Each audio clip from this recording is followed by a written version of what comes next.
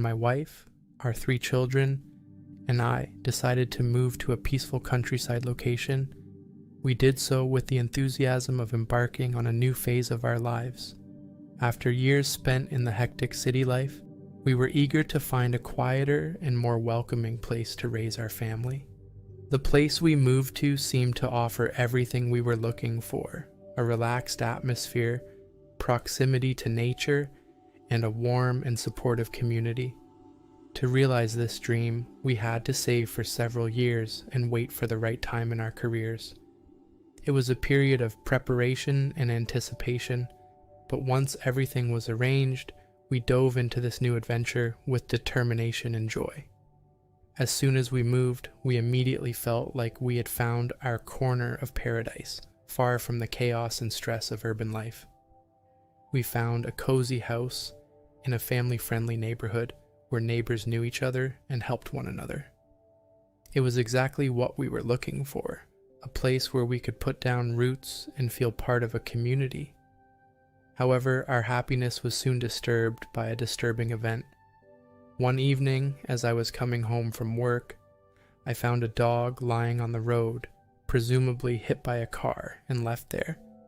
I approached to check if it was still alive, but unfortunately, it was already dead. Once back home, I was devastated, downhearted, and my wife immediately noticed.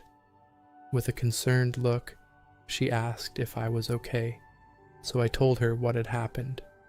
She too was very upset and outraged, wondering with what courage whoever hit the animal had left it there on the ground without even bothering to help.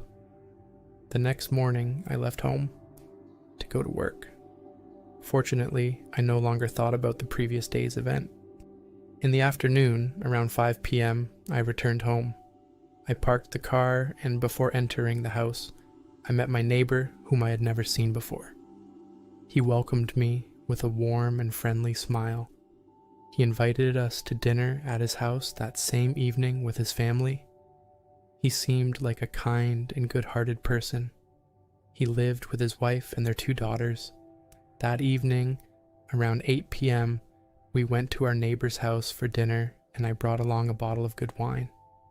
As soon as we arrived, I was surprised to discover that the neighbor lived not only with his wife and 2 daughters, but also with a whopping 14 dogs.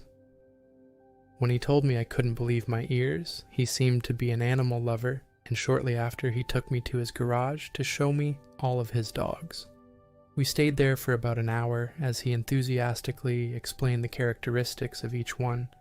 As the neighbor talked to me about his dogs, I couldn't help but tell him about the disturbing event of the previous day that had happened to me. I noticed that his expression suddenly changed. He seemed saddened by what had happened.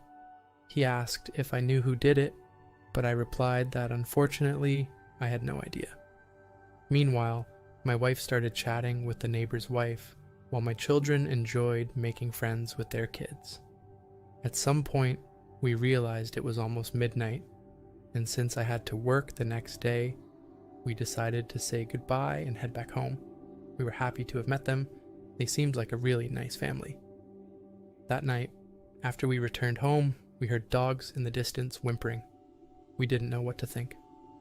After about 15 minutes, we saw a hooded man coming out of the neighbor's house with a bag in hand, which he threw into the trash can.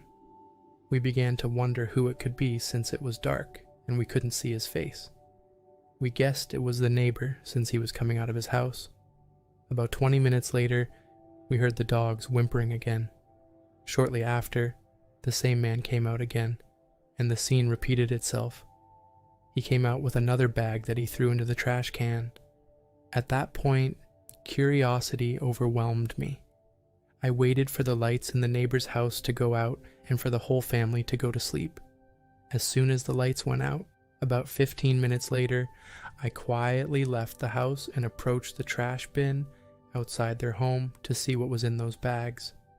When I opened one of the bags, my blood ran cold. Inside were 3 lifeless dogs. At that moment, I immediately realized that something was amiss. I went back inside, and when my wife asked if I had found anything, I couldn't speak. After a few minutes, fortunately, I managed to recover from the shock and told her what I had seen.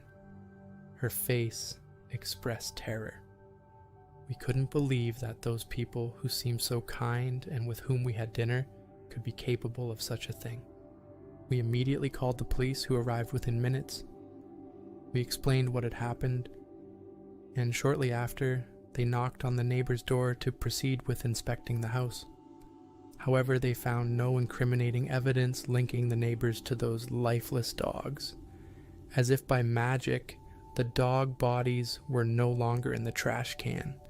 We begged the police officers to believe our story. So they told us that the next evening they would go undercover without uniforms in a car parked outside the neighbor's house to catch them in the act.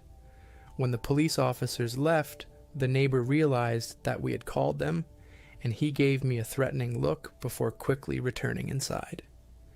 The following evening, around 9 p.m., the police officers positioned themselves in a car not far from the neighbor's house. After about 2 hours, the neighbor came out with a bag that he went to throw away just like the night before.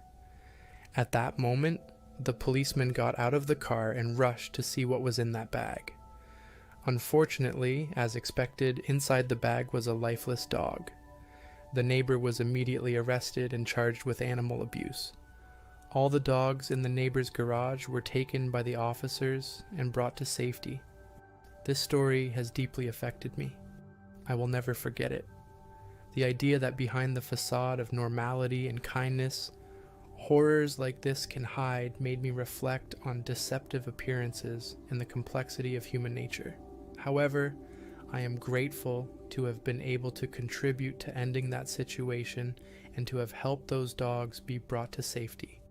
I hope this experience serves as a warning to remain vigilant and ready to intervene when it comes to protecting defenseless beings.